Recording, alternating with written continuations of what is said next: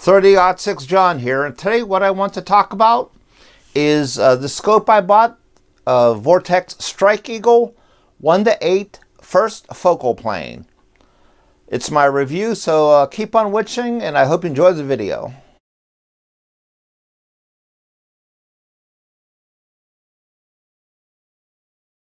I recently bought this Vortex Strike Eagle 1:8 first focal plane. I already have it mounted on my Ruger AR-15 with a Leopold cantilevered mount. A couple of things I immediately noticed. The rear scope cap, it just comes on and off very easy. I don't understand what that is. When I put it in a gun case, half the time it slides out. I might have to replace it. Maybe I'll use a little bit of silicone RTV to hold it in place. But out of the box, it was a sealed box when I got it. This was very loose. The front cap is fine. This rear cap, it just comes right off. As I said, the front cap works fine. It comes with the caps. The adjustment turrets, these are cap turrets, which I actually prefer. I've had target turrets move on me while I'm hunting. These are also sort of big adjustment turrets. So that's sort of nice. You can turn them by hand, don't need a screwdriver at all. This is an illuminated reticle. You have to turn the knob here to turn it on. It has a bunch of settings on it. I think there's a couple of night vision settings. Then of course it uses a 2032 battery right here. Just unscrew it and replace the battery if you need to. Here's looking through the scope at 8 power with the reticle. Let me turn on the that's the illumination. That's the highest setting right there. There's a couple night vision settings that are very low.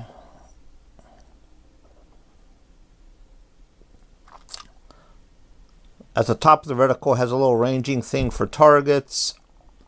Let me turn this on to 1 power.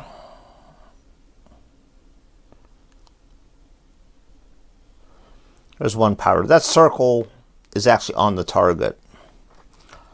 So at 1 power is for close in, of course.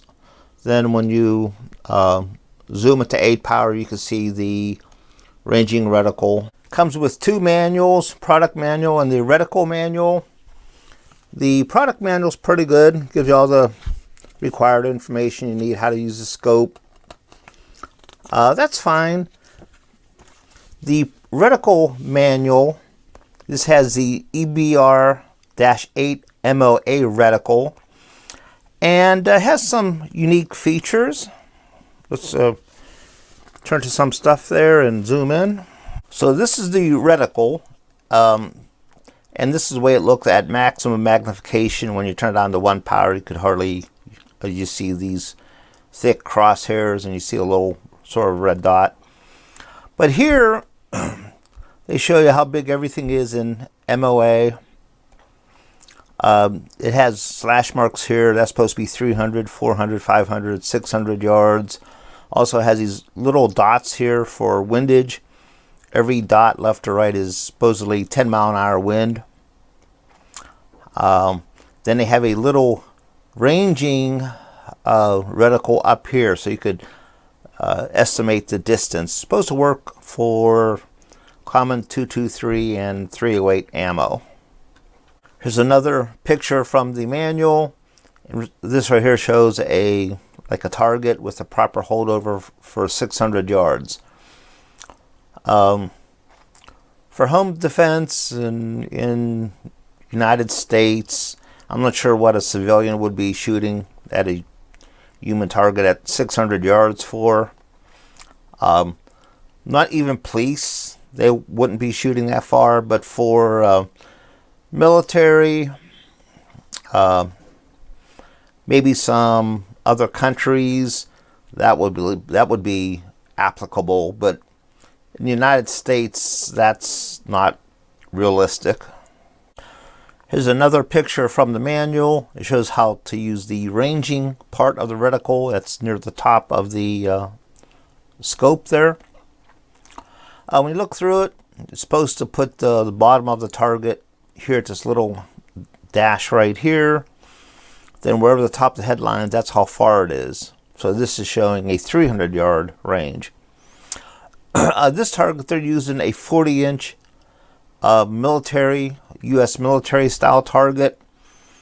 That's actually longer than a IPSC style target. So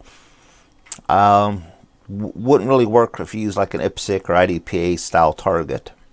The scope also comes with a sun shade. It's screwed in their front there, and a little Allen adjustment tool.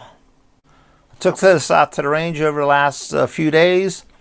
Did some shooting at 25 yards, 50 yards, and 100 yards.